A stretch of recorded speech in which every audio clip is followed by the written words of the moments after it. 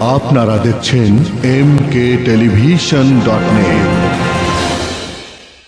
বন্যপ্রাণী ও পরিবেশ বাঁচায় প্রকৃতি বাঁচায় দেশ, এই স্লোগানকে সামনে রেখে র্যালি ও আলোচনা সভার মধ্য দিয়ে বিশ্ব পরিবেশ দিবস উদযাপিত হয়। জয়পুরহাট ও কাহারোল প্রতিনিধির তথ্য ও ভিডিও চিত্র নিয়ে দেখুন একটি ডেস্ক রিপোর্ট।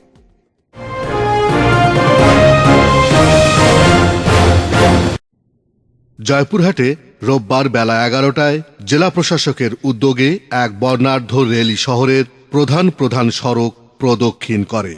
র্যালি শেষে জেলা প্রশাসকের সম্মেলন কক্ষে অনুষ্ঠিত আলোচনা সভায় বক্তব্য রাখেন জেলা প্রশাসক আব্দুল রহিম, অতিরিক্ত জেলা প্রশাসক তোফাজ্জল হোসেন, সদর উপজেলার চেয়ারম্যান ফজলুল রহমান ও জেলা সিভিল সার্জন অফিসের মেডিকেল অফিসার ডক্টর শহীদ হোসেন।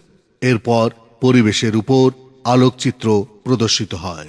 অপরদিকে কাহারোলে বিশ্ব পরিবেশ দিবস উপলক্ষে র্যালি ও আলোচনা সভা অনুষ্ঠিত হয়। কাহারোল উপজেলা পরিষদ চত্বর হতে উপজেলা নির্বাহী অফিসারের নেতৃত্বে একটি র্যালি বের হয়। র্যালিটি উপজেলার প্রধান প্রধান সড়ক প্রদক্ষিণ শেষে স্মৃতিসৌধে এসে শেষ হয়। আলোচনা সভায় প্রধান অতিথি হিসেবে বক্তব্য রাখেন উপজেলা নির্বাহী অফিসার মোহাম্মদ আসলাম মোল্লা। পরে শিশুদের চিত্রাঙ্কন প্রতিযোগিতা অনুষ্ঠিত হয়। ইফতেখার, mkTelevision.net।